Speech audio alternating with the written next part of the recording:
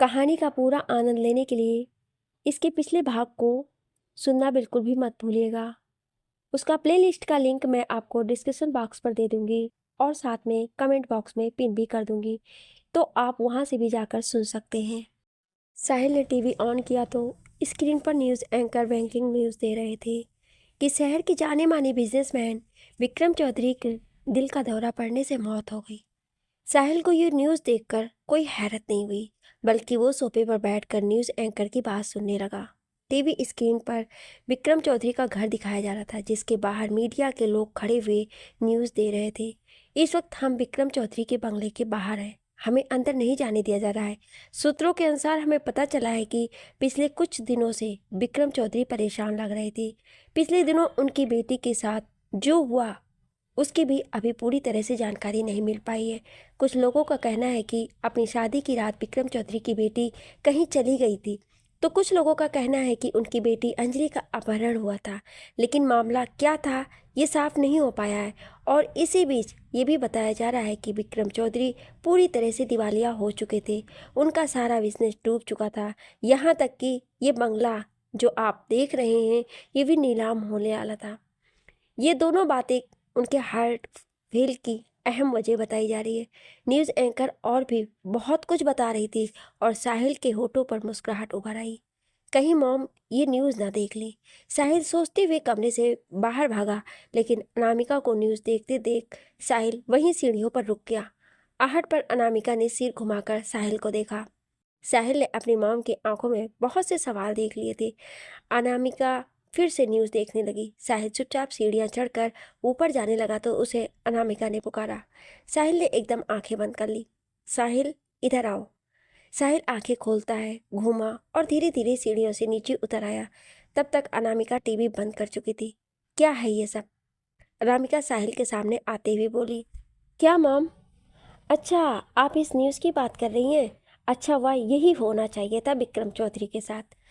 अनामिका साहिल को देखे जा रही थी। मॉम, वक्त जब इंसाफ करता है तो कोर्ट कचहरी गवाहों और सबूतों की जरूरत नहीं पड़ती है। मैं विक्की की बात नहीं कर रही हूँ। तो फिर? साहिल बोला। विक्की की बेटी के साथ ये सब तुमने किया है? अनामिका की बात सुनकर साहिल चुप रहा। तो ये थी तुम्हारी डील जिसके लिए तुम शहर से बाहर गए हुए थे? मॉम, क्या मॉम, तुम्हें शर्म नहीं आई ये सब करते हुए? अनामिका को गुस्सा आ रहा था साहिल की इस हरकत पर। उस विक्रम चौधरी को बताना जरूरी था कि जब किसी की बहन बेटी अपनी ही शादी के मंडप में नहीं पहुंचती है तो उस परिवार पर क्या बीतती है, क्या क्या सुनने को मिलता है उस परिवार को। तो तुम्हें क्या मिला ये सब करके? बोलो। ये जो तुमने किया है उससे तुम में और विक्की में क्या फर्क रह गया? अगर विक्की गुनहगार था तो ये सब करके तुम भी उतने ही गुनहगार हो गए हो, क्योंकि तुमने एक मासूम की जिंदगी खराब की है। साहिल चुपचाप खड़ा अनामिका की बात सुनता रहा। विक्की ने जो किया उसे उसकी सजा मिल गई, लेकिन विक्की के किए की सजा तुमने उसकी बेटी को क्यों दी? उसकी क्या गलती थी? क्योंकि वो विक्रम चौधरी की बेटी है, इसलिए उसे सजा मिली। साहिल जो इतनी देर से चुपचाप सब सुन रहा था एकदम बोल पड़ा। जैसे माँ बाप की जायदाद में औलाद का हिस्सा होता है, उसी तरह माँ बाप के किए गुनाह में भी उनका हिस्सा होता है, इसलिए सजा बच्चों को भुगतनी पड़ती है। तो तुम क्या चाहते हो? तुम्हारी किए की सजा आगे तुम्हारे बच्चे भुगते? साहिल के पास कोई जवाब नहीं था। मैं जानती थी तुम विक्रम चौधरी के साथ कुछ ना कुछ तो जरूर करोगे, लेकिन ये सब करोगे ये नहीं सोचा था। तुमने अंजलि के साथ अच्छा नहीं किया, बहुत गलत किया तुमने। अनु नाश्ता बना लाई, लेकिन अंजलि का मन नहीं था नाश्ता करने का। क्या अंजलि, तुम अभी तक ऐसी ही बैठी हो? चलो उठो, नाश्ता कर लो। अंजलि के मना करने के बावजूद अनु ने उसे जबरदस्ती नाश्ता कराया और बोली, तुम बहुत हिम्मत वाली लड़की हो अंजलि।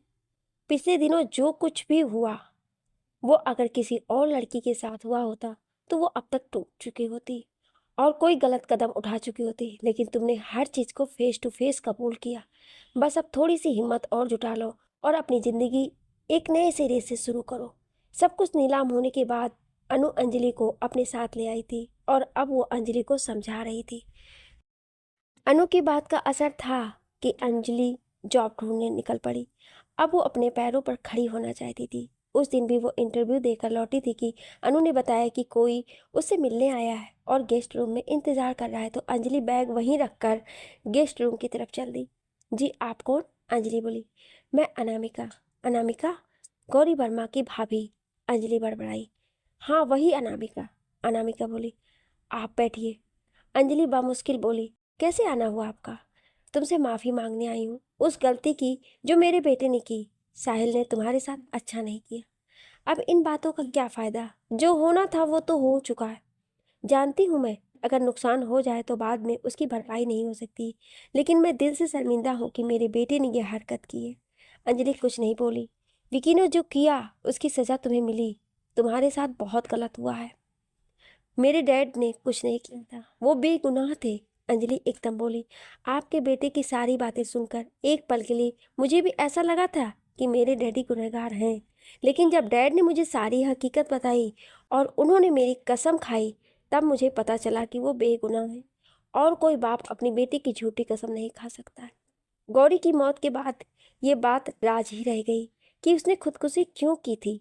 वक्त के साथ साथ ईशांत और मैंने गौरी की मौत को कबूल कर लिया, लेकिन साहिल के जहन में वो सारी बातें रच बस गई थी कि वो छोटा बच्चा था, अपनी बुआ के बहुत करीब था। बहुत कम उम्र में उसने अपनी बुआ के बारे में क्या क्या बातें सुनी थी। कब वो विकी से नफरत करने लगा पता ही नहीं चला।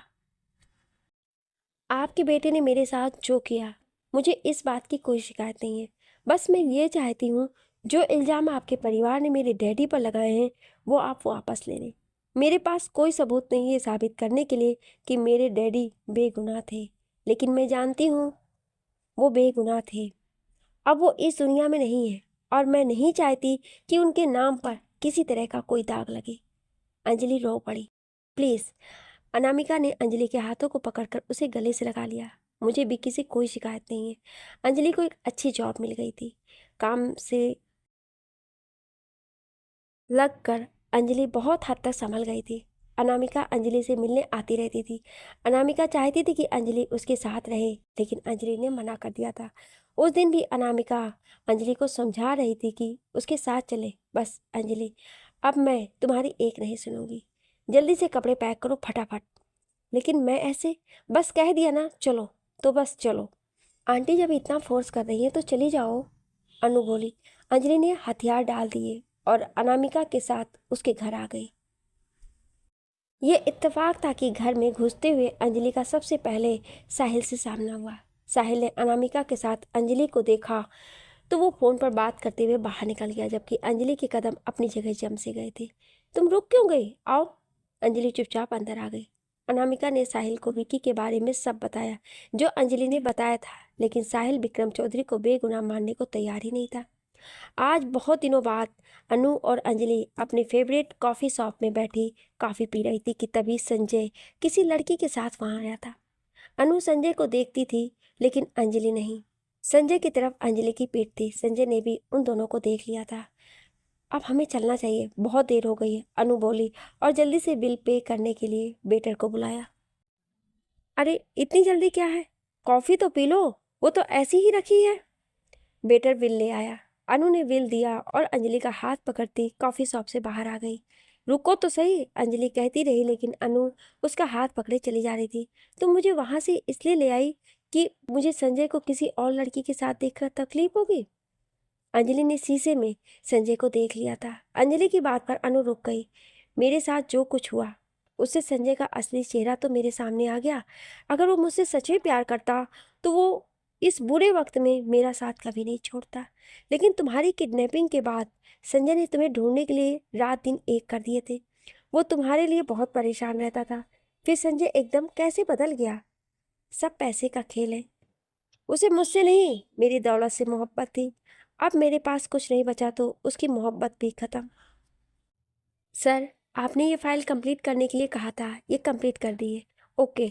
अमर अंजलि से फाइल लेकर देखने लगा, तभी वॉशरूम से साहिल निकल आया। साहिल और अंजलि एक दूसरे को देखकर चौंक गए। अमर ने एक नज़र उन दोनों को देखा और फिर से फाइल में घुस गया। साहिल ने अमर को देखा जो फाइल देखते हुए मुस्कुरा रहा था और साहिल की सब समझ में आ गया था। मिस अंजलि, आप ये फाइल सबमिट कर दीजिए। अमर से फाइल लेकर अंजलि बाहर निकल गई। तो ये है तुम्हारी नई सेक्रेटरी जिसकी तारीफ कर करके तुमने इतने दिनों से मेरा दिमाग खा रहा था। साहिल की बात पर अमर कुछ नहीं बोला, वो बस होठ सिकोड़ कर मुस्कुराता रहा। वहाँ मॉम ने उसे लाकर बैठा दिया। यहाँ तुम्हारे साथ कुछ वक्त बिता लेता हूँ, तो यहाँ तुमने भी इसे। साहिल बोलते बोलते रुक गया। क्या मॉम ने? और तुमने कसम खा रखी है मुझे परेशान करने की। रिलैक्स यार, इतना हाइपर क्यों हो रहे हो? ये बस इत्तेफाक है कि अंजलि यहाँ काम करती है। अमर बोला तो साहिल ने एक आंख टेढ़ी करके उससे देखा। मैं भी अंजलि को यहाँ देखकर चौंक गया था।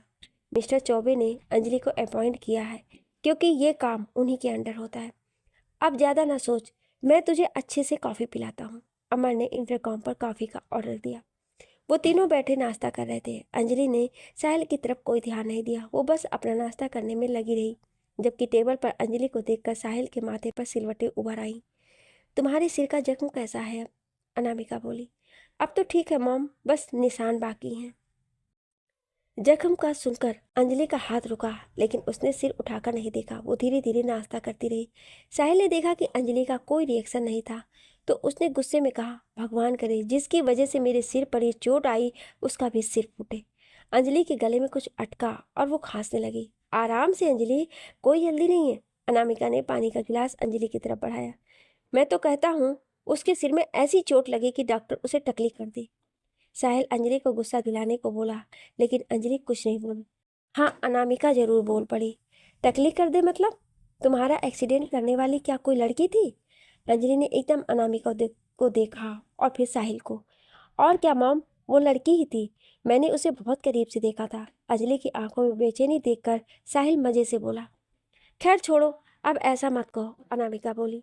मॉम, आप मेरी माँ हैं या उसकी किसी और की हिमायत करते देख साहिल ने गुस्से में बोला। हो जाती है गलती कभी कभी अनजाने में। अब उसने जानबूझकर तो तुम्हारा एक्सीडेंट किया नहीं होगा। मॉम, कहीं आपने मुझे गोद तो नहीं लिया था? साहिल अब थोड़ा मजाक के मूड में बोला। अनामिका ने साहिल के 2-3 चपत लगाई। आप बेफिक्र रहें, सारा काम प्लान के मुताबिक ही होगा और उसे खबर भी नहीं होगी। अमर फ़ोन पर किसी से कह रहा था। नहीं, बिल्कुल नहीं। अब हम अकेले नहीं हैं, कोई है जो इसमें हमारी मदद करेगा। बस कुछ दिन की बात है, फिर सब सेट हो जाएगा। क्या सेट हो जाएगा? तुम किस बारे में बात कर रहे हो? अमर ने फ़ोन बंद किया तो साहिल उसके पीछे खड़ा पूछ रहा था। अमर हड़बड़ा गया। नहीं नहीं, वो तुम्हें बताया था ना, ज़मीन जो खरीदी थी उसके कागजात बनवाने में परेशानी आ रही थी, तो उसे ही सेट करने की बात कर रहा था। अमर बोला। अरे हाँ, एक बात मैं बताना भूल गया। परसों रॉयल डी होटल में पार्टी है और तू मेरे साथ चल रहा है। वहाँ मिस्टर आर्यन भी आ रहे हैं, तो उनसे बिजनेस की कुछ बात भी करनी है। ठीक है, अब मैं निकलता हूँ, मुझे एडवोकेट सतीश से मिलने जाना है, साहिल बोला। साहिल ने पूरा कमरा छान मारा, लेकिन उसे कुछ नहीं मिला। लगेज खोल के देखा तो उसमें भी कुछ नहीं था। साहिल खड़ा कुछ देर सोचता रहा, कुछ और करना पड़ेगा। साहिल सोचता हुआ दरवाजे की तरफ बढ़ा। उसी वक्त अंजलि दरवाज़ा खोलकर अंदर आ गई। वो साहिल को कमरे में देख चौंक गई और बोली, आप मेरे कमरे में? साहिल बौखला गया। अपना चार्जर लेने आया था जो ड्रॉ में रखा था। साहिल एकदम बाहर निकल गया। किस चार्जर की बात कर रहे थे ये? इनके हाथ में तो कोई चार्जर नहीं था, अंजलि अपने आप से बोली। होटल रॉयल डी की टेरेस लाइटों से जगमगा रही थी। अंधेरी रात में रंगीन बल्ब जगमगाते हुए बड़ी खूबसूरत लग रहे थे। एक तरफ मध्यम संगीत बज रहा था, जिससे एक अलग ही खुशनुमा माहौल बन गया था उस पार्टी में। अनु पार्टी का सारा अरेंजमेंट देख रही थी, क्योंकि ये उसकी जिम्मेदारी थी और जॉब भी। सारे गेस्ट आ चुके थे। शहर के बड़े बड़े बिजनेसमैन, वुमेन इस पार्टी में शामिल थे। अमर और साहिल दोनों आपस में बात कर रहे थे कि साहिल की नज़र अंजलि पर पड़ी। वो बड़े से शीशे के दरवाजे को पार करके अंदर आ गई और इधर उधर देखने लगी। बहुत देर तक वो ऐसे ही किसी को तलाश करती रही, फिर एक लड़की की तरफ देखकर मुस्कुराई और उसकी तरफ बढ़ गई। साहिल की नज़रों ने बहुत देर तक अंजलि का पीछा किया। कहाँ खो गए? अमर बोला। यहीं हूँ, मुझे लगा शायद कोई पसंद आ गई है तो उसके ख्यालों में खो गए हो। सटअप यार। क्या सटअप? इस पत्थर दिल को ना किसी हसीना की ज़रूरत है जो तुम्हारे स्टोन हार्ट पर अपनी मोहब्बत से फूल खिला सके। अमर ने साहिल के सीने पर हाथ मारा। ये मोहब्बत कुछ नहीं होती, बस टाइम बर्बाद करना है। साहिल चिढ़ गया। बच्चू, जब तुझे मोहब्बत होगी ना, तो तुझे खुद पता नहीं चलेगा कि ये मोहब्बत तुझे कब और कैसे हो गई। वो दिन कभी नहीं आएगा साहिल और किसी लड़की की मोहब्बत में पड़ जाए। No never. अरे तेरे लिए ऊपर वाले ने किसी लड़की को नहीं बनाया, बल्कि किसी राजकुमारी को बनाया है, जो खुद व खुद तेरे पास आएगी और कहेगी, एक्सक्यूज मी सर। अंजलि बोली, क्या इतनी जल्दी आ गई? अमर आवाज सुनकर बोला और उसके साथ साथ साहिल ने भी मुड़कर देखा। ओ मिस अंजलि, आप इतनी लेट कैसे हो गई? नहीं सर, मैं तो ठीक वक्त पर आई हूँ। अंजलि साहिल को इग्नोर करते हुए बोली, हाँ पार्टी तो अभी शुरू ही हुई है। मेरा ध्यान शायद कहीं और था, है ना साहिल? वैसे आज आप बहुत खूबसूरत लग रही हो इस लाइट ब्लू साड़ी में। अंजलि मुस्कुराई, thank you sir, your compliments. Anjali ने अनु को अमर से मिलवाया और साहिल की तरफ देखा भी नहीं। इस बात से साहिल और जल भून गया। अनु ने साहिल से खुद ही परिचय कर लिया। फिर थोड़ी देर बाद वो दोनों वहां से चली गईं तो साहिल गुस्से से बोला, तुझे बड़ी खूबसूरत लग रही है वो जो उसकी तारीफ कर रहा था। क्या यार, जब अंजलि खूबसूरत लग रही है तो तारीफ करना तो बनता है। तो तेरी शादी करा दूं आपकी मिस अंजलि से। हम इतने खुशकिस्मत कहाँ। खुशकिस्मत तो वो बंदा है जो इस वक्त मिस अंजलि के साथ डांस कर रहा है।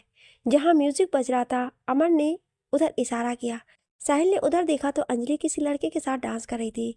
इस मध्यम से म्यूजिक में हाथों में हाथ, गले में बाहें डाल डांस करने का अलग ही मजा है। साहिल ने नजरें हटा ली और इधर उधर देखने लगा। अरे ये गधा कहाँ से आ गया? अमर बोला। साहिल ने उसकी बात पर देखा तो संजय अंजलि से अपने साथ डांस करने के लिए कह रहा था। अंजलि पहले तो ऐसे ही खड़ी रही, फिर उसने संजय का हाथ थाम लिया। ये देखकर अमर बोला, ये कहाँ से आ गया? कैसी हो अंजलि? अंजलि को बाहों में थामे संजय बोला, अच्छी हूँ, इनफैक्ट बहुत अच्छी। अंजलि नॉर्मल थी। आज बहुत खूबसूरत लग रही हो। अंजलि मुस्कुराई, थैंक्स।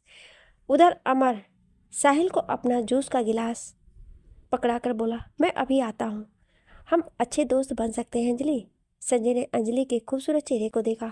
संजय की बात सुनकर अंजलि डांस करते करते रुक गई और संजय के कंधे से हाथ हटाते हुए बोली, नहीं संजय, हम अब दोस्त नहीं बन सकते हैं। और excuse me miss Anjali. Anjali जो कुछ कहने जा रही थी, अमर के बोलने पर रुक गई। एक्सक्यूज मी मिस अंजलि, क्या मैं आपके साथ डांस कर सकता हूँ? Of course sir. अंजलि कहती हुई अमर के साथ डांस करने लगी और संजय अपना सा मुंह लेकर वहां से चला गया। और दूसरी तरफ साहिल अमर और अंजलि को डांस करते देख रहा था। आप ऐसे अकेले क्यों खड़े हैं? साहिल को अकेले देख अनु पास आकर बोली, आप भी किसी के साथ डांस कर लीजिए। साहिल कुछ नहीं बोला, बस थोड़ा सा मुस्कुरा दिया। क्या मैं आपके साथ डांस कर सकती हूँ? अनु बोली। साहिल का मन नहीं था, लेकिन वो फिर भी अनु के साथ डांस करने को तैयार हो गया। ओ जनाब, आप भी। अमर साहिल और अनु को डांस करते देख बोला, जिस पर वो दोनों मुस्कुरा दिए और डांस करने लगे। अमर और साहिल ने अपने अपने पार्टनर का हाथ पकड़कर घुमाया तो अंजलि और अनु दोनों ही घूमकर दूसरी तरफ आ गईं। अब उन चारों के पार्टनर बदल चुके थे, अमर अनु के साथ और साहिल अंजलि के साथ। साहिल का हाथ अंजलि की कमर पर था तो दूसरा हाथ अंजलि के हाथ पर। दोनों ही नजरें मिली तो फिर हटना ही भूल गए। सरसरी हवाओं के बीच मध्यम म्यूजिक पर डांस करते दोनों एक दूसरे की आंखों में देखे जा रहे थे। अंजलि की दिल की धड़कनें बढ़ने लगी और सांसें मचलने लगी। हवा के झोंके से अंजलि के बाल उसके चेहरे पर आ गए, जिसे साहिल ने बेहद आहिस्ता से अपने हाथों से हटाया। अपने गाल पर साहिल की छुअन को महसूस करके अंजलि थरथरा उठी और जैसे होश में आ गई। साहिल भी संभल चुका था, लेकिन दोनों ऐसे ही एक दूसरे की बाहों में बाहें डाले डांस कर रहे थे। अब अंजलि की नज़रें साहिल के सीने पर थी। अंजलि को अपने हाथ पर कसाव महसूस हुआ जो साहिल के हाथ में था। अंजलि ने साहिल की आंखों में देखा। साहिल के चेहरे पर हल्की मुस्कुराहट थी। अंजलि को कुछ अलग ही फील हुआ तो उसने साहिल का हाथ छोड़ा और वहां से निकल गई। पार्टी खत्म होने तक अंजलि साहिल की नज़रों में ही रही, जिसे अंजलि ने भी महसूस कर लिया। अंजलि को साहिल के साथ घर आना पड़ा क्योंकि रात ज़्यादा होने की वजह से अमर अनु को ड्रॉप करने चला गया था। कार में एकदम खामोशी थी कि साहिल ने एक सुनसान सड़क पर कार रोक दी। कार रुकने पर अंजलि ने सवालिया निगाहों से साहिल को देखा। एकदम सुनसान सड़क, काली अंधेरी रात, अच्छा मौका है तुमसे बदला लेने का। साहिल स्टीयरिंग पकड़े हुए बोला। आप कहना क्या चाहते हैं? साहिल की बात सुनकर अंजलि के चेहरे पर डर झलकने लगा। ये देखकर साहिल की हिम्मत और बढ़ गई। मेरी बात का मतलब तुम अच्छी तरह समझ रही हो, फिर भी पूछ रही हो? साहिल अंजलि की तरफ घूम कर गया। कार स्टार्ट कीजिए, घर पर आंटी इंतजार कर रही होंगी। अंजलि की बामुश्किल आवाज़ निकली। मॉम सब भूल सकती है लेकिन मैं नहीं। आज के बाद मुझे फिर मौका नहीं मिलेगा। साहिल बड़ी गहरी नज़रों से अंजलि को देख रहा था। आप क्या बकवास कर रहे हैं? कार चलाइए। डर की वजह से अंजलि के माथे पर पसीना उभर आया। अब तो हकीकत में कुछ करने का वक्त आया है और तुम इसे बकवास कह रही हो? साहिल के चेहरे के एक्सप्रेशन ही अलग थे। अंजलि को अंदेशा तो तभी हो गया था जब वो साहिल के साथ डांस कर रही थी। साहिल के साथ डांस करते वक्त उसने अपने आप को असहज महसूस किया था। इस अंधेरी रात में तुम्हें कोई बचाने भी नहीं आएगा। अब तुम क्या करोगी मिस अंजलि? साहिल ने कहते हुए हाथ अंजलि की तरफ बढ़ाया। न न न। अंजलि चीखती हुई कार से निकली और काली लंबी सड़क पर भागती चली गई। साहिल स्टीयरिंग पर हाथ रखे अंजलि को भागते देखता रहा। भागो मिस अंजलि, जहां तक भाग सकती हो, लेकिन मैं तुम्हारा पीछा छोड़ने वाला नहीं। साहिल ने सोचते हुए कार स्टार्ट की और हल्की स्पीड से अंजलि के पीछे आने लगा। अंजलि ने कार की रोशनी अपने पीछे देखी और तेज रफ्तार से भागने लगी। हील की वजह से भागने में उसे परेशानी हो रही थी। एक दो जगह अंजलि लड़खड़ाई, लेकिन वो पीछे देखती भागती रही। बड़ी मुश्किल से वो घर तक पहुंची। बड़े से लोहे के दरवाजे को पकड़कर वो अपने ऊपर नीचे होती सांसों को काबू में करने लगी। उसने पीछे मुड़कर देखा, साहिल और उसकी कार कहीं नहीं थी। अंजलि की आंखें बंद होने लगी।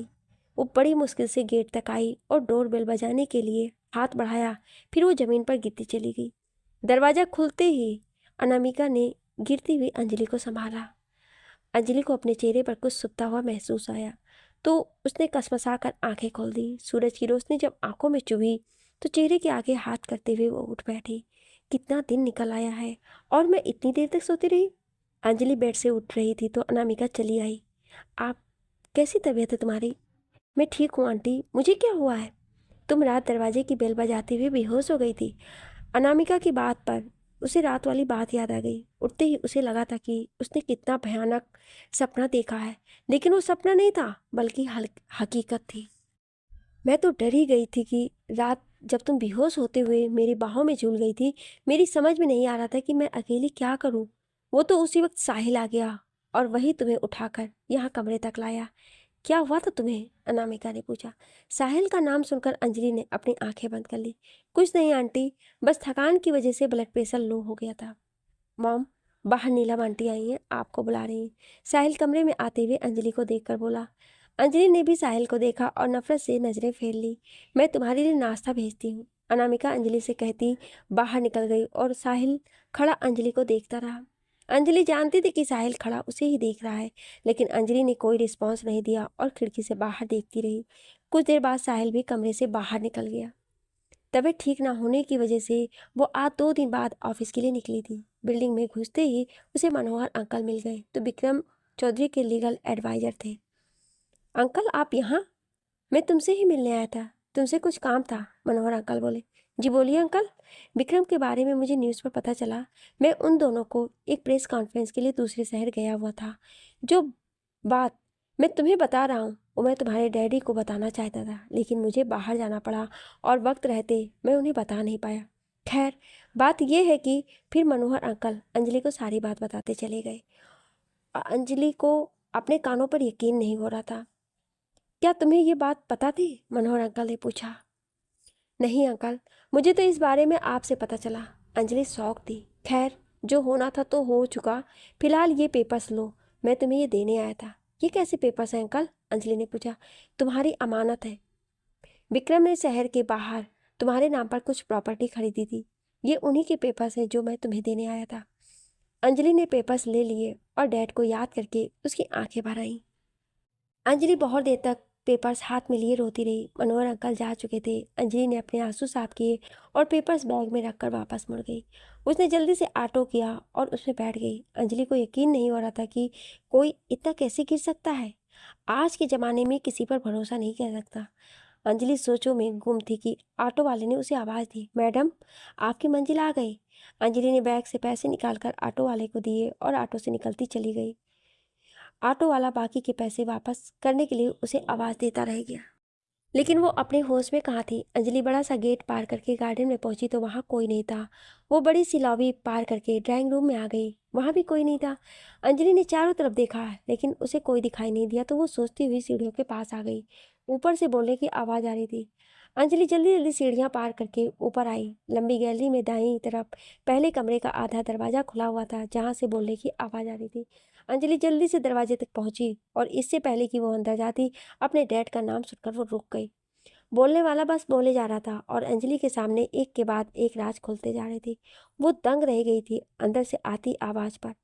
अंजलि को यकीन करना मुश्किल था, ऐसा भी हो सकता है, मतलब सब प्लानिंग के तहत किया गया था। अंजलि ने सोचा और उसने तभी एक झटके से उस अध खुले दरवाजे को पूरा खोला और अंदर बढ़ गई।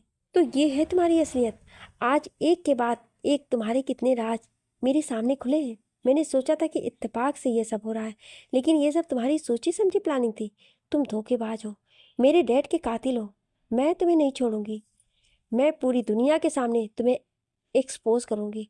मैं पूरी दुनिया को बताऊंगी कि तुमने मेरे डैड को मारा है।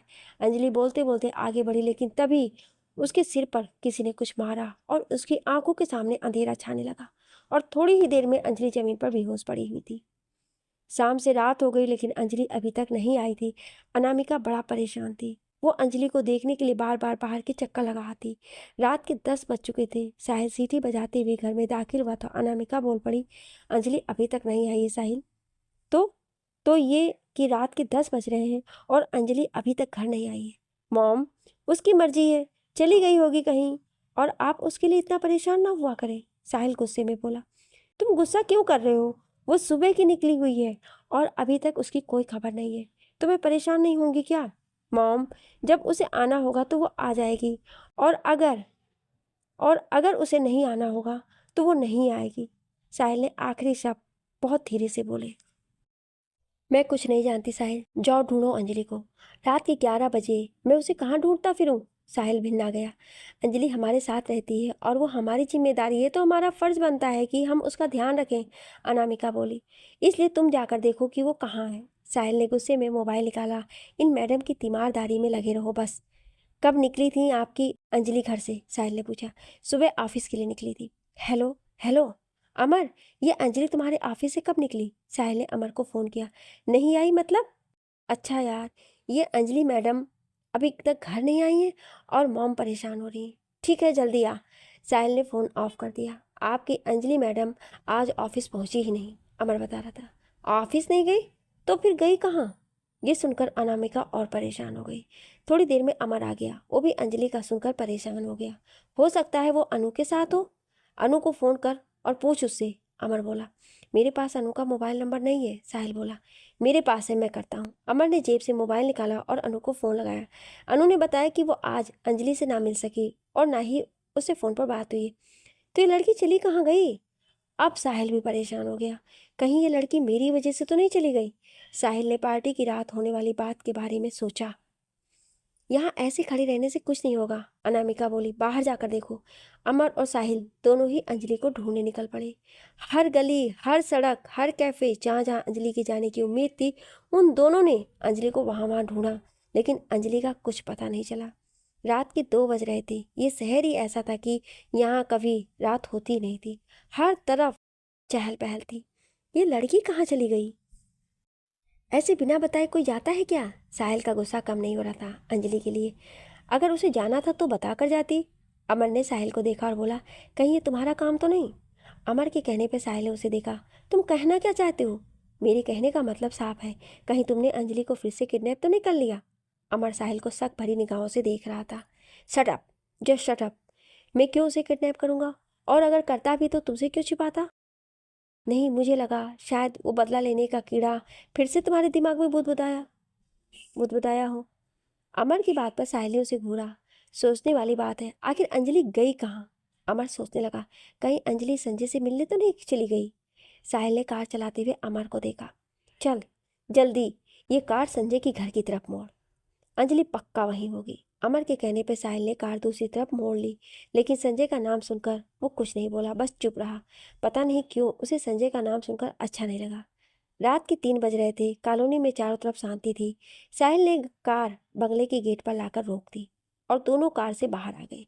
दोनों गेट के पास गए और उन्हें देखकर चौकीदार जमाई लेते हुए उनके पास आया और गेट के अंदर से बोला, कौन है आप लोग? हमें संजय साहब से मिलना है, हम उनके दोस्त हैं। अमर आगे बढ़कर बोला, लेकिन मैंने तो आपको छोटे साहब के साथ कभी नहीं देखा। चौकीदार की आंखें पूरी खुल गई थी। अमर गड़बड़ा गया, फिर सोचकर बोला, क्योंकि हम यहाँ नहीं रहते, हम दूसरे शहर में रहते हैं, तो संजय से कभी कभी मिलना होता है।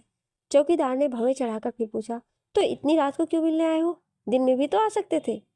ये सवाल पर सवाल किया जा रहा है, अमर ने मन में सोचा। चौकीदार के सवाल पर साहिल ने अमर को देखा और आंखों ही आंखों में उससे कहा, अब दे इसके सवाल का जवाब। हम यहाँ किसी काम से आए थे और सुबह जल्दी निकलना है, तो सोचा संजय से अभी मिल लेते हैं। अमर ने एक और झूठ बोला, लेकिन साहब तो यहाँ नहीं है। चौकीदार को शायद उनकी बात पर यकीन आ गया। यहाँ नहीं है तो फिर कहाँ है? इस बार साहिल बोला, साहब तो बाहर गए हुए हैं। ओह, अमर बोला, कब गए आपके साहब और कब तक आएंगे? 3 दिन हो गए उन्हें गए हुए, और कब आएंगे ये पता नहीं। चौकीदार की बात सुनकर अमर ने साहिल को चलने का इशारा किया। वो दोनों कार के पास आ गए और अमर बोला, यह आखिरी जगह थी जहाँ अंजलि के होने की उम्मीद थी, लेकिन यहाँ संजय ही नहीं है तो अंजलि कहाँ से मिलेगी? मुझे लगता है हमें पुलिस को इन्फॉर्म करना चाहिए, साहिल बोला। नहीं, अभी नहीं, पहले तुम घर पर फ़ोन करके पूछो कि अंजलि आई कि नहीं। अमर कार स्टार्ट करके रिवर्स करते हुए बोला, क्या पता अंजलि हमारे पीछे घर पहुंच गई हो। पहुंच गई होती तो मॉम अब तक फ़ोन कर चुकी होती। खैर मैं पूछता हूँ। साहिल ने मोबाइल निकाला। साहिल ने घर फ़ोन करके अंजलि के बारे में पूछा, लेकिन वो अभी भी नहीं आई थी। तब अमर बोला, सुबह तक इंतज़ार करते हैं, अगर फिर भी अंजलि की कोई खबर नहीं मिलती है तो पुलिस को इन्फॉर्म करेंगे। पूरी रात अंजलि के इंतजार में बीत गई, लेकिन वो नहीं आई। उन तीनों ने पूरी रात खुली आंखों में गुजार दी। अंजलि कहाँ हो तुम? अनामिका की आंखों में आंसू आ गए। आंटी प्लीज़ संभालें अपने आप को, अंजलि बहुत जल्दी मिल जाएगी। मेरे ख्याल में अब हमें पुलिस स्टेशन चलना चाहिए। 8 भी बज चुके हैं। साहिल अपनी मॉम की हालत देखकर बोला। वो दोनों चलने के लिए उठ खड़े हुए और तभी अनु आ गई। अंजलि आ गई क्या? अनु ने पूछा। नहीं, पूरी रात हम अंजलि को ढूंढते रहे, लेकिन वो कहीं नहीं मिली, अमर बोला। मैंने भी 1-2 फ्रेंड्स को फ़ोन करके अंजलि के बारे में पूछा था, लेकिन उनका ये कहना है कि काफ़ी दिनों से वो अंजलि से नहीं मिली। अनु बोली, आपने सब जगह ढूंढा ना? अंजलि को मतलब क्लब, कैफेटेरिया और उसके पसंदीदा जगह, सब जगह चेक किया, लेकिन वो कहीं नहीं मिली। यहाँ तक कि हम उसके पुराने बंगले पर भी गए थे, शायद वो कुछ देर के लिए वहाँ चली गई हो, और संजय के घर भी गए थे, लेकिन संजय तो 2-3 दिन से शहर से बाहर गया हुआ है, तो वहाँ तो अंजलि के जाने का सवाल ही पैदा नहीं होता है, अमर बोला। क्या कहा आपने? संजय 3 दिन से बाहर, शहर से बाहर गया हुआ? अनु जल्दी से बोली, आपने यही कहा ना? हाँ, लेकिन ये कैसे हो सकता है? अभी परसों शाम को मैंने संजय को किसी लड़की के साथ रॉयल डी होटल में देखा था, अनु सोचते बोली। अनु की बात पर अमर और साहिल दोनों ने अनु को देखा। लेकिन चौकीदार तो कह रहा था कि संजय बाहर गया हुआ है, साहिल बोला। ये हो ही नहीं सकता, वो इसी शहर में है। तुम्हें कोई गलतफहमी भी तो हो सकती है। हो सकता है तुमने जिसे देखा हो वो संजय नहीं बल्कि कोई और हो, अमर बोला। मुझे कोई गलतफहमी नहीं है, मैंने जिसे देखा था वो संजय ही था, अनु यकीन से बोली। वो यही है, इसी शहर में, और चौकीदार झूठ भी तो बोल सकता है। अंजलि के गायब होने में संजय का ही हाथ है। तो तुम पुलिस स्टेशन जाओ, संजय के खिलाफ रिपोर्ट दर्ज कराओ, अनामिका बोली। पुलिस उस संजय से सब उगलवा लेगी कि उसने अंजलि को अगवा क्यों किया। नहीं आंटी, पुलिस के पास गए तो संजय तो कह देगा कि वो इस शहर में था ही नहीं, और वो ये साबित भी कर देगा, अमर जल्दी से बोला। और फिर संजय अलर्ट भी हो जाएगा, ये देखकर कि हम उसके बारे में सब जान गए हैं। तो फिर क्या करें हम? साहिल जो इतनी देर से चुप था बोला, हम इस बात का इंतजार करें कि कब संजय अंजलि को नुकसान पहुंचाए और हम उस पर एक्शन लें। हमें संजय पर नज़र रखनी होगी, अमर बोला। लेकिन हमें ये भी तो नहीं पता कि इस वक्त संजय कहाँ है। साहिल अपनी जगह से खड़ा हो गया। संजय को ढूंढेंगे तो वो कहीं ना कहीं मिल ही जाएगा, और फिर वो खुद हमें अंजलि का पता बताएगा, अमर बोला। अनु जानती थी कि संजय कहाँ कहाँ मिल सकता है। आखिरकार वो संजय को बहुत अच्छी तरह से जानती है। अमर और साहिल अनु की बताई जगह पर संजय को ढूंढने निकल पड़े। काफ़ी भाग दौड़ के बाद संजय को पता मिल गया। संजय किसी से मिलकर अपनी कार से बंगले के बाहर निकला। अमर और साहिल पहले ही अपनी कार में बैठे संजय का इंतजार कर रहे थे। वो दोनों संजय का पीछा करने लगे। उन्होंने अपनी कार को संजय की कार से काफ़ी पीछे रखा ताकि संजय को ये ना लगे कि कोई उसका पीछा कर रहा है। कुछ दूर चलकर संजय ने अपनी कार एक कैफ़े के पास रोकी और उतरकर उस कैफ़े में चला गया। उन दोनों ने अपनी कार कैफे के सामने वाली सड़क पर रोकी और संजय के वापस आने का इंतजार करने लगे। करीब आधे घंटे बाद संजय किसी लड़के के साथ कैफे से बाहर निकला। वो दोनों कैफे के बाहर भी 3-4 मिनट तक बात करते रहे। फिर वो लड़की अपनी कार की तरफ मुड़ गई और संजय अपनी कार में बैठकर निकल गया। अमर ने कार स्टार्ट की और संजय की कार के पीछे डाल दी। संजय की कार शहर से बाहर जाने वाली सड़क पर दौड़ रही थी।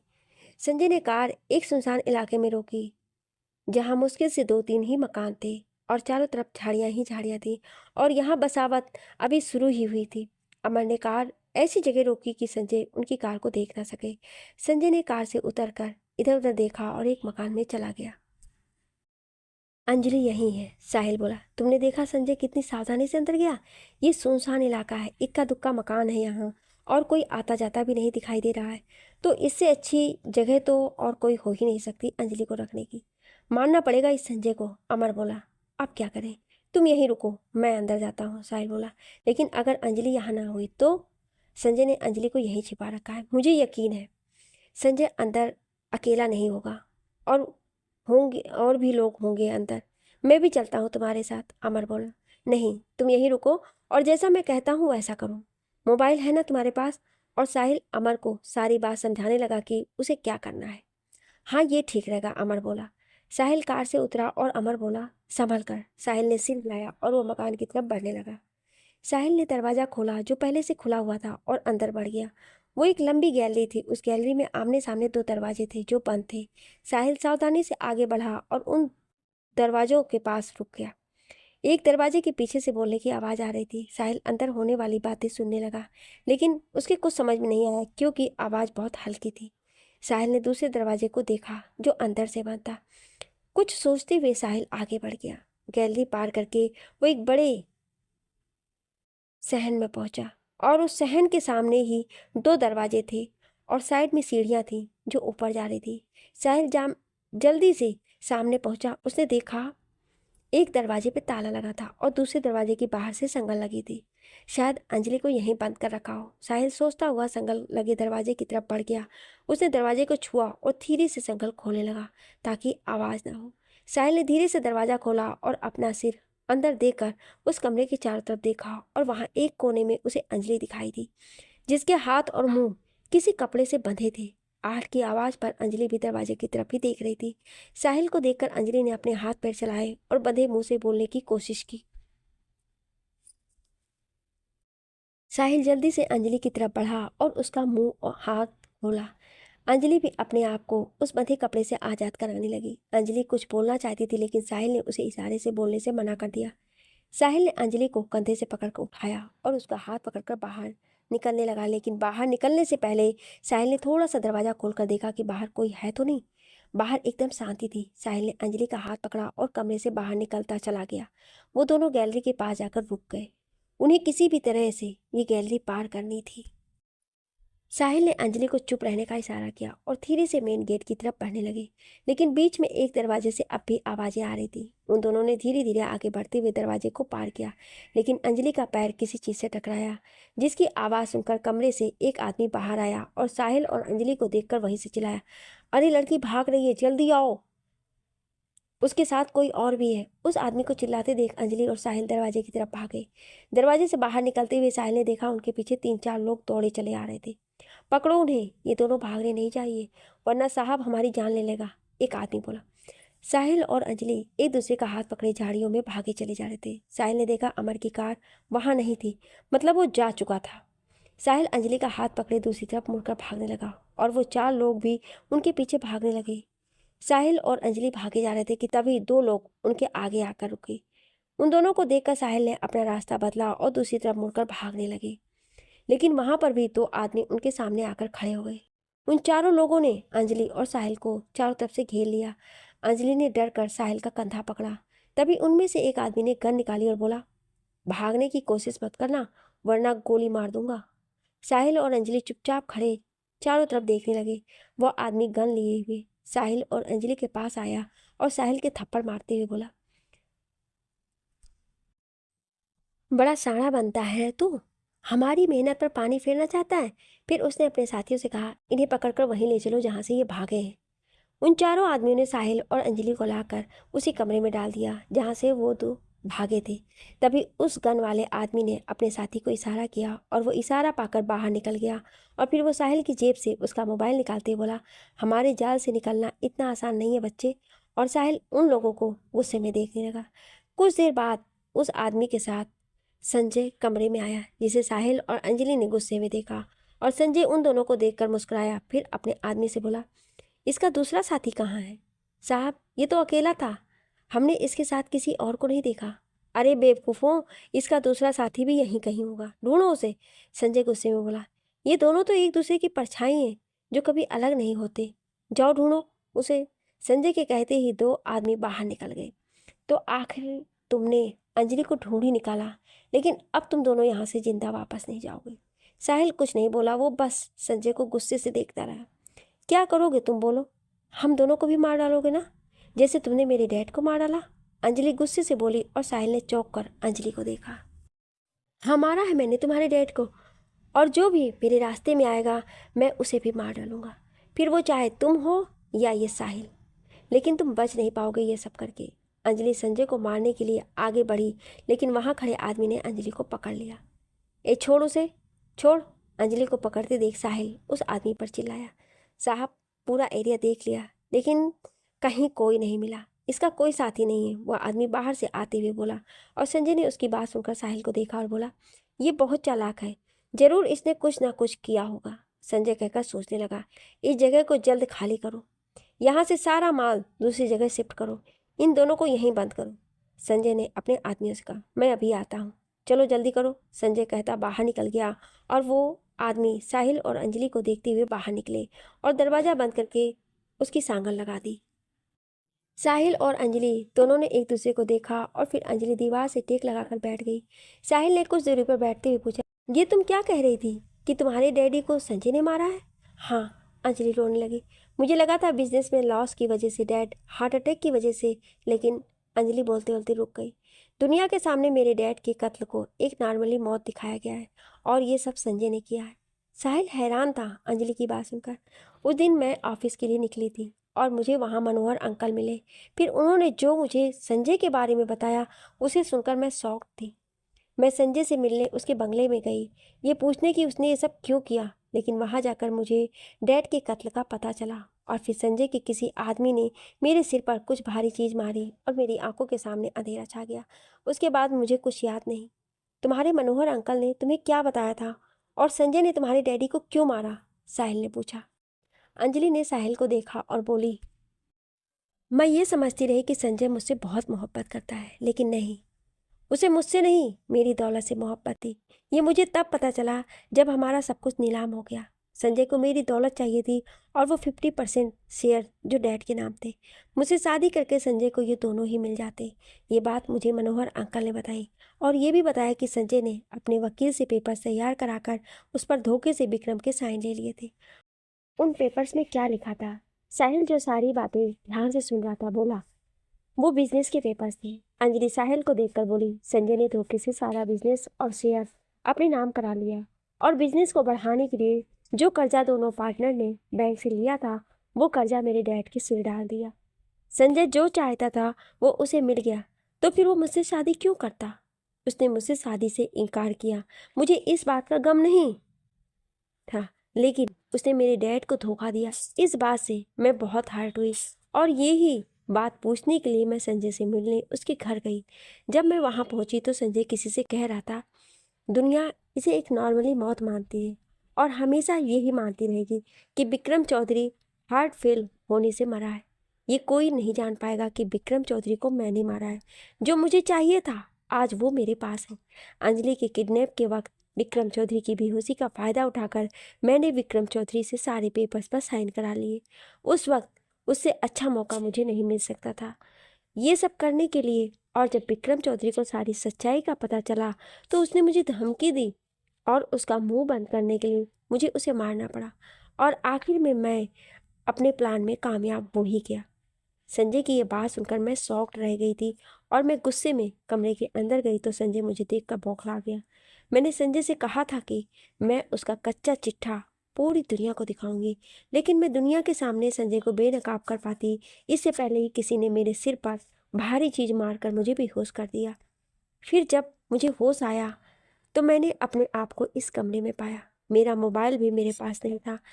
अंजलि सब बताकर चुप हो गई और साहिल सब सुनकर बोला, तो इसीलिए तुम्हारा मोबाइल स्विच ऑफ आ रहा था। मैं संजय को छोड़ूंगी नहीं, उसकी किए की सजा उसे दिलाकर दूंगी। लेकिन वहां से बाहर कैसे निकले? बाहर तो हम साहिल की बात अधूरी रहेगी, क्योंकि दरवाजा खोलते हुए संजय कमरे में आया और बोला, अब तुम दोनों का क्या किया जाए ये बताओ, क्योंकि मैं तुम दोनों को छोड़ने का रिस्क नहीं ले सकता। बाहर की दुनिया को अब तुम दोनों भूल जाओ। तुम्हें क्या लगता है हमें यहाँ इस तरह कैद करके तुम्हारे गुनाह छिप जाएंगे? एक दिन दुनिया को तुम्हारा असली चेहरा दिख ही जाएगा। अंजलि बोली, कौन बताएगा दुनिया को मेरी सच्चाई? बोलो, क्या तुम बताओगे? संजय हंसने लगा, लेकिन उसके लिए तो तुम्हें मेरी कैद से आजाद होना होगा, और ऐसा होगा नहीं, क्योंकि तुम दोनों को मरना है। मरने से याद आया, जब तुम दोनों मर ही रहे हो तो आधी अधूरी सच्चाई जानकर क्यों मरो? सारी सच्चाई तुम्हारे सामने आनी चाहिए। क्यों, क्या कहते हो? तुम कहना क्या चाहते हो? साहिल बोला, मेरे कहने का ये मतलब है कि जो तुम जानते हो वो आधा सच है। मैंने विक्रम चौधरी को दौलत के लिए नहीं मारा, बल्कि इसकी वजह तो कुछ और है। तो फिर क्यों मारा तुमने मेरे डैड को? अंजलि यह हकीकत जानकर संजय की तरफ बढ़ी और संजय का गिरेबान पकड़ा। संजय ने अंजलि के दोनों हाथों को पकड़कर उसे धक्का दिया और गिरती अंजलि को संभालते हुए साहिल संजय पर चिल्लाया, तुम्हारे दिमाग में बहुत से सवालात होंगे साहिल, जो हमेशा कुलकुलाते होंगे कि तुम्हारी बुआ अपनी शादी की रात विक्की से मिलने क्यों गई और उन्होंने आखिर खुदकुशी क्यों की। सारी बातें, सारे राज, ये सब एक ही कड़ी का हिस्सा है। बस ये सब बिखरी हुई है। तो आओ इन सबको समेटते हैं और एक कड़ी बनाते हैं, संजय ढिठाई से बोला। अपनी बुआ का सुनकर साहिल तिलमिला गया और गरजता हुआ बोला, मेरी बुआ का इन सबसे क्या मतलब है? मेरी बुआ की मौत के बारे में तुम क्या जानते हैं? कूल डाउन साहिल, बता तो रहा हूँ, आज सारे राज खुलेंगे। लेकिन लेकिन पहले ये तो जान लो कि ये सारी प्लानिंग का मास्टरमाइंड कौन है। साहिल को बिलबिलाते देख संजय बोला, वो देखो, ये है इस सब के विधाता। साहिल और अंजलि दोनों ने एक साथ उधर देखा जिधर संजय ने इशारा किया था। वो दोनों उसे देखकर हैरान थे। जो दरवाजे के बीचों बीच खड़ा उन्हें देख रहा था। अंकल, आप ये सब आपने? अंजलि कुछ ज्यादा ही शौक थी मोहन कोठारी को देखकर। हाँ, मैं, जो कहानी 24 साल पहले लिखी गई थी और जो आज तक पढ़ी जा रही है, उसके रचयिता मैं ही हूँ। मोहन कोठारी अंदर आते हुए बोला, और जानते हो इस कहानी की नींव कब रखी गई? मोहन कोठारी साहिल के पास आया और बोला, जब पहली बार मैंने तुम्हारी बुआ गौरी को देखा। साहिल अपनी बुआ का नाम सुनकर गुस्से में मोहन कोठारी की तरफ बढ़ा, लेकिन संजय ने गन निकाली और बोला, पहले सारी बात तो सुन लो, उसके बाद अपने हाथ पैर चलाना। बैठो बैठो दोनों जमीन पर, संजय चिल्लाया। मजबूरन साहिल और अंजलि को जमीन पर बैठना पड़ा। हाँ, तो मैं कहाँ था? मोहन कोठारी ने बोलना शुरू किया। उस दिन कॉलेज में मैंने पहली बार गौरी को देखा तो वो मुझे भाग गई, और एक दिन मैंने उसकी तरफ दोस्ती का हाथ बढ़ाया, लेकिन उसने मेरा हाथ झटक दिया, ये कहकर, तुम्हारे जैसे सर फिरे आशिकों को मैं बहुत अच्छी तरह से जानती हूँ, मैं तुम्हारे झांसे में नहीं आने वाली। लेकिन मैंने भी गौरी का पीछा नहीं छोड़ा और एक दिन पूरे कॉलेज के सामने गौरी का हाथ पकड़कर उसे आई लव यू बोल दिया। लेकिन गौरी ने सबके सामने मुझे थप्पड़ मारते हुए कहा, मैं उन लड़कियों में से नहीं हूँ मिस्टर मोहन, जो तुम्हारे एक इशारे पर तुम्हारे पास आ जाती। लड़कियों को यूज़ करके उन्हें छोड़ देना तुम्हारी आदत है, और ये मैं बहुत अच्छी तरह जानती हूँ। तो मिस्टर मोहन कोठारी, आगे से ऐसी चीप हरकत मेरे साथ कभी नहीं करना। गौरी तो ये कहकर चली गई, लेकिन पूरे कॉलेज के सामने मेरा तमाशा बन गया। पूरा कॉलेज मुझ पर हंस रहा था। ये बात मैं भुलाए नहीं भूलता था कि गौरी की वजह से पूरे कॉलेज में मेरी कितनी जग हंसाई हुई है। मैं हमेशा गौरी से बदला लेने की फिराक में रहता, और ये मौका मुझे तब मिला जब मेरे बचपन के दोस्त विक्की ने मेरा कॉलेज ज्वाइन किया। मैं जानता था कि विक्की एक नंबर का कमीना था, जो हर रोज़ कपड़ों की तरह अपनी गर्लफ्रेंड बदलता था। मैंने विक्की के सामने गौरी का एक ऐसा नक्शा खींचा कि वो गौरी को पटाने के लिए तैयार हो गया। उस वक्त मेरी किस्मत के सितारे बुलंदी पर थे। जैसा मैं चाह रहा था वैसा हो रहा था। विक्की गौरी को अपने जाल में फांसने में कामयाब हो गया। अब मुझे उस वक्त का इंतजार था जब गौरी को विक्की की असलियत का पता चलता और गौरी विक्की के सामने रोती बिलखती, तब मैं उसका तमाशा देखता। लेकिन यहाँ मेरी तकदीर ने मुझे धोखा दे दिया। विक्की की असलियत जानने के बाद गौरी ने अपने आप को संभाल लिया और वो किसी और से शादी के लिए भी तैयार हो गई। मेरा पूरा प्लान फेल हो रहा था।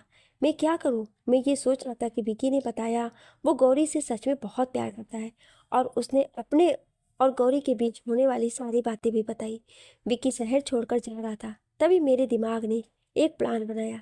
मोहन कोठारी बोलते बोलते रुका और एक लंबा सांस लेकर फिर बोलना शुरू किया। गौरी दुल्हन बनी अपनी बारात आने का इंतजार कर रही थी कि मैंने उसे फ़ोन किया और ये इत्तेफाक की बात थी कि फ़ोन गौरी ने ही उठाया। लेकिन मैंने गौरी को मोहन के नाम से नहीं बल्कि विक्की बनकर फ़ोन किया।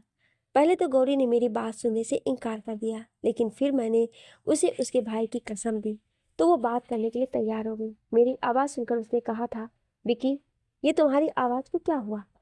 कुछ नहीं, बस तबीयत ठीक नहीं, गला बैठा हुआ है। मैंने कहा तो गौरी कुछ नहीं बोली।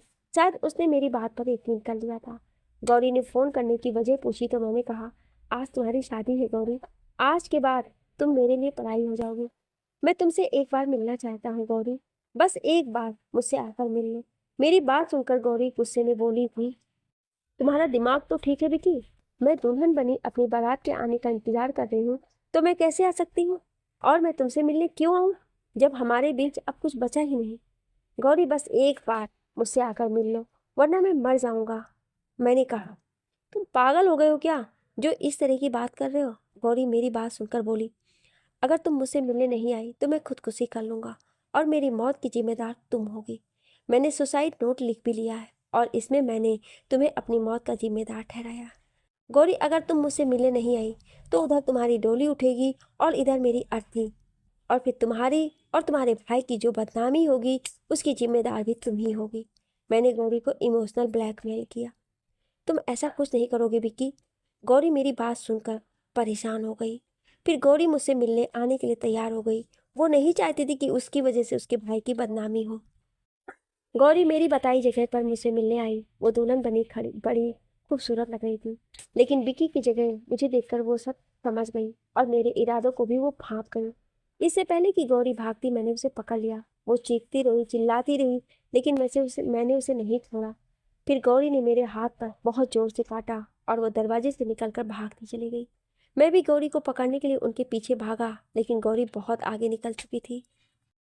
मैं दूसरे रास्ते से गौरी की तरफ भागा और जल्दी ही मुझे गौरी मिल गई। मुझे अपने रास्ते में देखकर गौरी हाईवे की तरफ मुड़ गई। वो भागी चली जा रही थी और मैं उसके पीछे था। गौरी बार बार पीछे मुड़कर मुझे देखती और ऐसे ही भागते भागते गौरी एकदम एक ट्रक के सामने आ गई। गौरी ने मेरी आंखों के सामने तड़प तड़प कर दम तोड़ा। इससे पहले कि कोई मुझे देखता मैं वहां से भाग आया। मोहन कोठारी, मैं तुझे जान से मार दूंगा। साहिल गुस्से में एकदम से उठा और उसने मोहन कोठारी का गला पकड़ लिया। साहिल की आंखें लाल अंगारा बनी हुई थी। ये सब इतनी अचानक हुआ कि मोहन कोठारी अपने आप को बचा नहीं पाया और साहिल की गिरफ्त में आ गया। संजय भी कुछ समझ नहीं पाया। साहिल के हाथ के दबाव से मोहन कोठारी का गला दब रहा था। उसका खून रुकने लगा और आंखें बाहर को निकलने लगी। अपने बाप की ऐसी हालत देखकर संजय ने अंजलि के ऊपर गन तान ली और साहिल से बोला, मेरे डैडी को छोड़ दे साहिल, वरना अंजलि जान से जाएगी। लेकिन साहिल पर कोई असर नहीं हुआ। तब संजय ने अंजलि को 2 थप्पड़ मारे। ये देख साहिल ने मोहन कोठारी को छोड़ दिया। मोहन कोठारी साहिल के हाथों से आज़ाद होकर शेर को पकड़े अपनी सांसें दुरुस्त करने लगा। डैड, आप ठीक हो? संजय अपने बाप से बोला। मोहन कोठारी ने इशारों में अपने सही होने का जवाब दिया। संजय गुस्से में साहिल की तरफ बढ़ा और उसके मुंह पर 2 मुक्के मारे। साहिल जमीन पर घुटनों के बल गिरा। उसकी नाक से खून निकलने लगा। अंजलि जल्दी से साहिल के पास गई और उसके कंधे पर हाथ रखकर उसे देखा। समझाओ इसे, अभी तो सिर्फ नाक से खून निकला है। ज़्यादा स्मार्ट बनने की कोशिश की ना तो गोली भेजे के आर पार कर दूंगा। संजय बोला, तुम लोग बच नहीं पाओगे, तुम्हारा अंत बहुत भयानक होगा। अंजलि गुस्से से चीख कर बोली, तुम हमारी फिक्र मत करो, तुम ये सुनो कि मैंने तुम्हारे बाप को कैसे और क्यों मारा। उस दिन विक्रम ने मुझे और संजय को मिलने के लिए बुलाया था। मोहन कोठारी ने चेयर पर बैठकर फिर से बोलना शुरू किया। रात होते होते हम विक्रम से मिलने पहुंचे। उस वक्त बंगले पर विक्रम और गेटकीपर के अलावा कोई नहीं था। तुम उस वक्त अपनी किसी फ्रेंड से मिलने गई हुई थी। विक्रम चाहता था कि संजय तुमसे शादी कर ले। संजय, मेरी अंजलि से शादी कर लो। वैसे भी जो तुम्हें चाहिए था वो तो तुम्हें मिल ही चुका है। सॉरी अंकल, मैं अंजलि से शादी नहीं कर सकता, संजय ने मना कर दिया था। ऐसा मत कहो संजय, मेरी बेटी की ज़िंदगी बर्बाद हो जाएगी, विक्रम ने कहा। आपकी बेटी की ज़िंदगी तो बर्बाद हो चुकी है। हाँ, अगर मैं उससे शादी करूँगा तो मेरी भी ज़िंदगी ज़रूर बर्बाद हो जाएगी। संजय, मेरी बेटी पर कुछ तो रहम करो। अब उसके पास कुछ भी नहीं है, सब कुछ नीलाम होने वाला है। वो कहाँ जाएगी? विक्रम हमारे सामने गिड़गिड़ा रहा था। जब संजय अंजलि से शादी नहीं करना चाहता तो तुम उसे ऐसे फोर्स कैसे कर सकते हो? हम दोनों विक्रम से मना करते कमरे से बाहर आ गए। अब विक्रम से हमारा कोई लेना देना नहीं है। बस मैं अब ये चाहता हूँ कि कभी भी विक्रम के सामने ये बात ना आए कि गौरी को उसकी शादी की रात मैंने फ़ोन करके बुलाया था और उसकी मौत का जिम्मेदार मैं हूँ। गैलरी को पार करते मैं संजय से कह रहा था, लेकिन पता नहीं कब विक्रम हमारे पीछे पीछे चला आया था और उसने गौरी वाली बात सुन ली थी और उसने हमें धमकी दी। तुमने मेरा सब कुछ मुझसे छीन लिया, मेरी बेटी का हक मार लिया। मैं कुछ नहीं बोला, लेकिन गौरी के साथ जो तुमने किया ये जानकर मैं चुप नहीं रहूँगा। मैं सबको बताऊँगा कि गौरी को तुमने मारा है, और सबसे पहले साहिल को बताऊँगा। विक्रम ये कहता हुआ कमरे के वापस गया और तुम्हें फ़ोन करने लगा। ये देखकर मैं और संजय डर गए। तभी संजय कमरे में गया और विक्रम को बेड पर धक्का दिया। उसके बाद संजय ने विक्रम के मुंह को पिलो से दबाया और उसे मार डाला।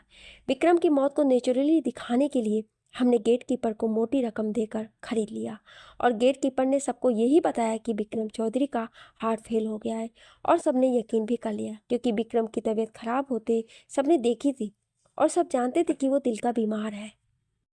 अपने डैड की मौत के बारे में सुनकर अंजलि वहीं साहिल के पास बैठी रोने लगी। क्या किसी पर भरोसा करने की इतनी बड़ी सजा भी मिल सकती है? अंजलि रोते रोते बड़बड़ाई। साहिल कुछ नहीं बोला, वो बस अंजलि को देख कर रह गया। अफसोस होता है मुझे उस वक्त पर जो मैंने तुम्हारे साथ गुजारा। कैसे मैं तुम जैसे इंसान से मोहब्बत कर बैठी। तुम्हें इंसान कहना मतलब इंसानियत की तौहीन करना है। तुम तो दरिंदे हो, खूनी दरिंदे। अंजलि ने अपनी आंखें रगड़ी और संजय को देखते हुए नफरत से बोली। अंजलि की बात पर संजय हंसा और मोहन कोठारी से बोला, डैड, अब इन दोनों का क्या करना है? करना क्या है? खत्म करो दोनों को और जल्दी से यहाँ से निकलो। यहाँ से निकलने से पहले सारे सबूत मिटा देना। मैं तब तक तुम्हारा कार में इंतजार करता हूँ। मोहन कोठारी कहता हुआ कमरे से बाहर चला गया। तो तुम दोनों में से पहले किसे मरना है? संजय ने कहते हुए गन निकाली, लेकिन साहिल संजय को देखकर हंसने लगा और उसकी हंसी बढ़ती ही जा रही थी। संजय साहिल को ऐसे हंसते देख बोला, लगता है मौत को सामने देखकर तुम पागल हो गए। मैं तो पागल नहीं हुआ हूँ, लेकिन तुम जरूर बेवकूफ़ हो। साहिल अब भी हंस रहा था। क्या मतलब है तुम्हारा? और तुम्हारे दिमाग में चल क्या रहा है? संजय कुछ सोचते हुए बोला। मेरा मतलब क्या है ये तुम्हें अभी थोड़ी देर में पता चल जाएगा। वैसे तुमने सही कहा था कि मैं बहुत चालाक हूँ और मैंने जरूर कुछ ना कुछ किया होगा। क्या किया है तूने? बोल जल्दी। तू बोलता क्यों नहीं? संजय साहिल के सिर पर गन तानते हुए बोला। बस अभी 10 मिनट रुक जाओ। बल्कि 10 मिनट भी ज़्यादा है, बस 5 मिनट रुक जाओ, साहिल हंसते हुए बोला। संजय ने साहिल को गन के इशारे से उठाया और उससे फिर बता तूने क्या किया है, बोल। संजय के बार बार पूछने पर भी साहिल ने कुछ नहीं बताया। वो बस मुस्कुराता रहा और यही सोचता रहा कि किसी भी तरह से उसे संजय को यहाँ से जाने से रोकना है, तब तक जब तक अमर पुलिस को लेकर यहाँ नहीं आ जाता। दरअसल घर के अंदर आने से पहले जब साहिल और अमर कार में थे तो साहिल ने अमर से कहा था कि मैं तुम्हें फ़ोन करता हूँ और मेरे अंदर जाने पर तुम अपना फ़ोन ऑन ही रखना। अंदर जो भी हलचल या बात होगी वो तुम्हें मेरे मोबाइल के ज़रिए सुनाई देती रहेगी, और अगर किसी की नज़रों में आए बिना मैं अंजलि को ढूंढने में कामयाब रहा तो तुम्हें ये भी मेरे मोबाइल के ज़रिए पता चल जाएगा, मतलब मैं बता दूंगा। और अगर मैं अंदर पकड़ा जाता हूँ तो तुम फ़ौरन यहाँ से निकल कर पुलिस को खबर करना और जितनी जल्दी हो सके पुलिस को यहाँ लेकर आना। अमर भी सारी बात समझ चुका था, इसलिए साहिल संजय को यहाँ से जाने से रोक रहा था। तू ऐसे नहीं बोलेगा, अब बता क्या किया है तूने? संजय ने साहिल के पेट में 2 घूंसे मारे और साहिल अपने पेट को पकड़े अब भी हंसता रहा। संजय साहिल को मारता रहा और साहिल हंसते हुए मार खाता रहा। तभी अंजलि संजय को रोकते हुए बोली, छोड़ो उसे, छोड़ो। अचानक पुलिस के सायरन की आवाज़ सुनाई दी और साहिल को मारते हुए संजय के हाथ रुक गए। संजय ने सायरन की आवाज़ पर कमरे से बाहर देखा और तभी बाहर से एक आदमी बदहवास भागता हुआ आया और संजय से बोला, साहब पुलिस आ गई है। उस आदमी को देखकर साहिल बोला, ये किया है मैंने। साहिल की बात सुनकर संजय ने गुस्से में साहिल को फिर से मारना शुरू कर दिया। बाहर से गोली चलने की आवाज़ें आने लगी तो वो आदमी कमरे से बाहर भागा और संजय ने भी बाहर की तरफ देखा और उसी वक्त साहिल ने संजय के हाथ से झपट कर गन ले ली और उसे बाहर चलने के लिए कहा, अपने हाथ ऊपर कर। संजय ने हाथ ऊपर किए और गुस्से से साहिल को देखा। आंखें क्या दिखाता है, चल चल। साहिल ने संजय को दरवाजे की तरफ धक्का दिया। बाहर से गोलियां चलने की आवाज़ अभी भी आ रही थी। गेम पलटते देख अंजलि साहिल के पीछे आ खड़ी हुई। तेरे बाप लोग आए हैं तुझे लेने, दरवाजे से निकलते हुए साहिल बोला। तभी गैलरी से पुलिस के कुछ लोग आते दिखाई दिए। उनके पीछे अमर भी था। साहिल ने संजय को पुलिस की तरफ धक्का दिया और बोला, ये रहा मुजरिम। एक पुलिसकर्मी ने आगे बढ़कर संजय के हाथों में हथकड़ी लगाई। संजय तिलमिला रहा था। तभी अंजलि आगे बढ़कर संजय का गिरेबान पकड़कर उसे थप्पड़ मारने लगी। अंजलि मारती जा रही थी तो एक पुलिस वाला बोला, मैडम छोड़िए उसे। लेकिन अंजलि ने तो जैसे सुना ही नहीं। वो बस संजय को थप्पड़ मारती रही और संजय अपने आप को बचाने की कोशिश करता रहा। तभी एक लेडी कांस्टेबल ने आगे बढ़कर अंजलि को रोका। इंस्पेक्टर, ये गन। साहिल ने हाथ में पकड़ी गन इंस्पेक्टर की तरफ बढ़ाई। ये इसी की है। इंस्पेक्टर ने गन ली और संजय की तरफ इशारा करके अपने कांस्टेबल से बोला, ले चलो इसे। तुम दोनों ठीक हो? अमर ने साहिल और अंजलि से पूछा।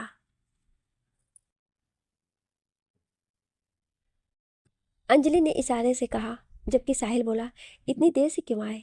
ये देखो कितनी मार खानी पड़ी मुझे। साहिल ने अपने मुंह पर लगे खून को दिखाया। ओ जनाब, यहाँ तो खून की नदियाँ बह गई। अमर ने इतनी भोलेपन से कहा कि साहिल और अंजलि दोनों हंस पड़े। अंजलि सोकर उठी और उसने एक लंबी सी अंगड़ाई ली। कई हफ्तों बाद उसे सुकून की नींद आई थी। वो जल्दी से वॉशरूम में घुसी और फ्रेश होकर नाश्ते की टेबल पर पहुंच गई, जहां पहले से ही अनामिका और साहिल बैठे हुए थे। अनामिका ने मुस्कुराकर अंजलि को देखा, जबकि साहिल एक नज़र डालकर अपने नाश्ते में लग गया। ये नकचड़ा तो ऐसे ही रहता है, अंजलि ने साहिल को देखकर सोचा। सब पता है लेकिन कुछ कहती नहीं, नकचड़ी कहीं की। साहिल ने अंजलि पर एक निगाह डालकर सोचा, मैं क्यों कहूँ, तुम मर्द हो, पहल तो तुम ही करोगे। साहिल और अंजलि दोनों दिल ही दिल में एक दूसरे से बातें कर रहे थे। क्या जुबा से इजहार करना जरूरी है? तुम्हें मेरी आंखों में दिखाई नहीं देता क्या?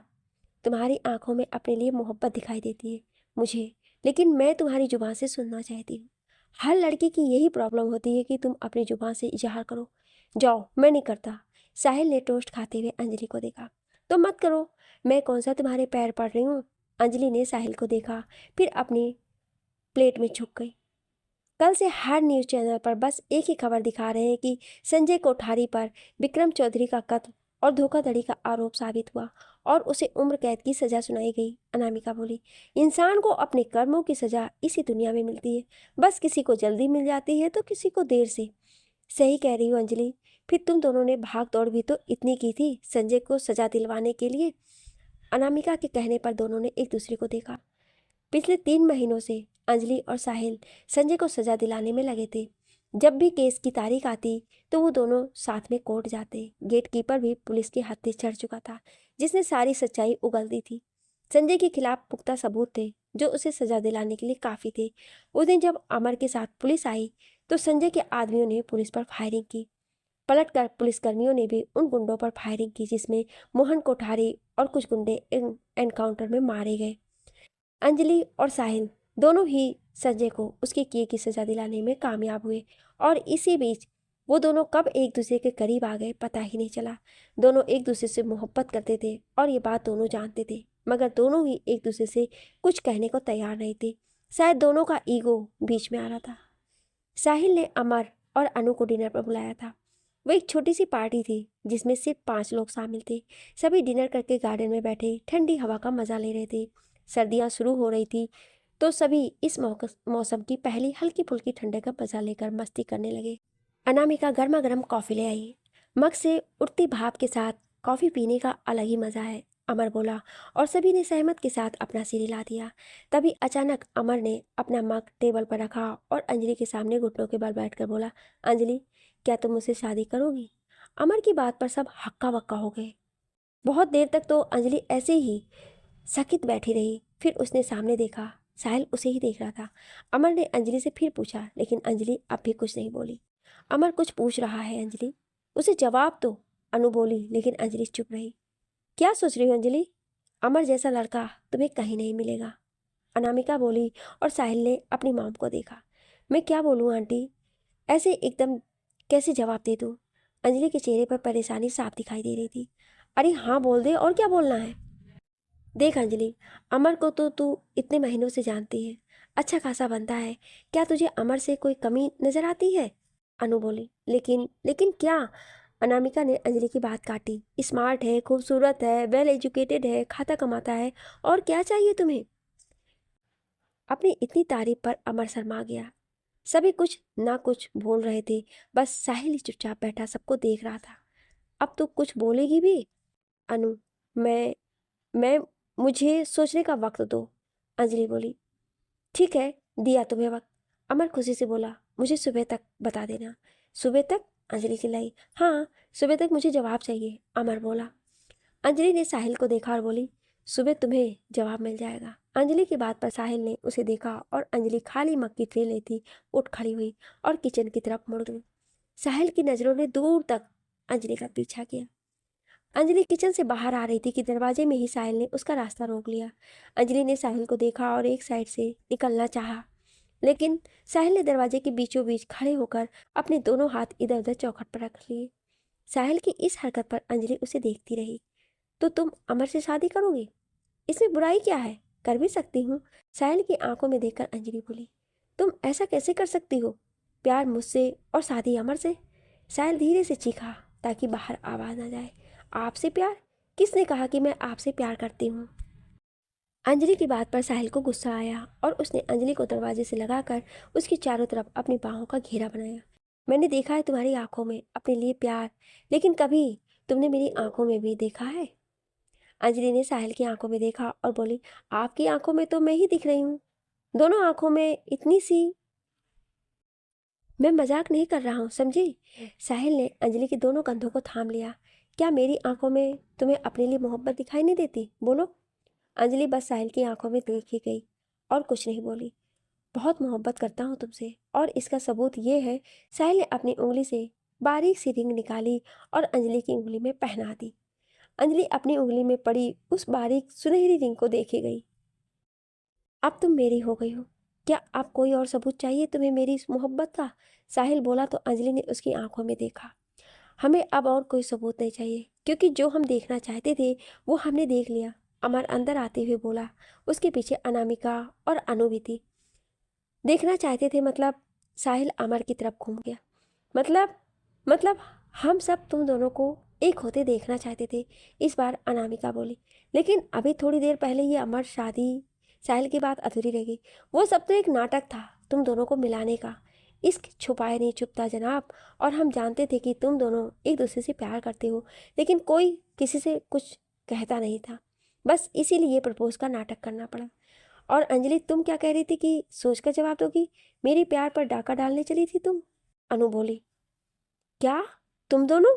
इस बार साहिल और अंजलि दोनों साथ बोले। बिल्कुल हम दोनों। अमर ने अनु का हाथ अपने हाथ में लिया। तुम दोनों एक दूसरे के करीब करते करते हम दोनों ही करीब हो गए। वो क्या है ना, आंटी ने मुझे ये काम तब सौंपा था जब अंजलि यहाँ रहने आई। आंटी चाहती थी कि मैं तुम दोनों को करीब लाऊं, और इस काम में मैंने अपने साथ अनु को भी मिला लिया। बस फिर क्या था, जहाँ भी अनु अंजलि को लेकर जाती मैं तुम्हें वहां लेकर पहुंच जाता। अमर ने बताया तो साहिल और अंजलि खड़े अनामिका को देखने लगे, जो उन्हें ही देखकर मुस्कुरा रही थी। मॉम, ये सब प्लानिंग आपकी थी? हाँ जी बेटा जी, मैं अंजलि को अपनी बहू जो बनाना चाहती थी। तो कैसा लगा हमारा गेम प्लान? अमर ने साहिल के कंधे पर हाथ रखा। बहुत धांसू था तुम सबका प्लान। साहिल ने अमर के घूसा मारने का नाटक किया। तो इसी बात पर आंटी कुछ मीठा हो जाए, अमर बोला। हाँ बिल्कुल। अनामिका किचन की तरफ बढ़ गई और अमर अनु का हाथ पकड़े गार्डन की तरफ बढ़ गया। साहिल अंजलि के पास आया तो अंजलि ने रिंग वाला हाथ दुपट्टे में छुपा लिया और बोली, मैं ये रिंग उतारने वाली नहीं। तो मैं कब कह रहा हूँ रिंग उतारने को? तुम्हारा कोई भरोसा नहीं, क्या पता तुम रिंग उतरवाने को कह दो। ये सब नाटक था तो मैं भी तुम्हारे साथ प्यार का नाटक कर।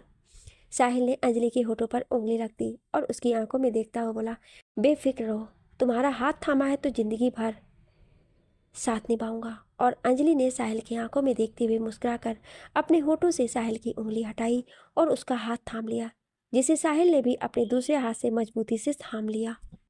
आपको ये कहानी कैसी लगी हमें कमेंट करके ज़रूर बताएं और ऐसी ही कहानियाँ सुनने के लिए हमारे चैनल को सब्सक्राइब जरूर करें। Thank you.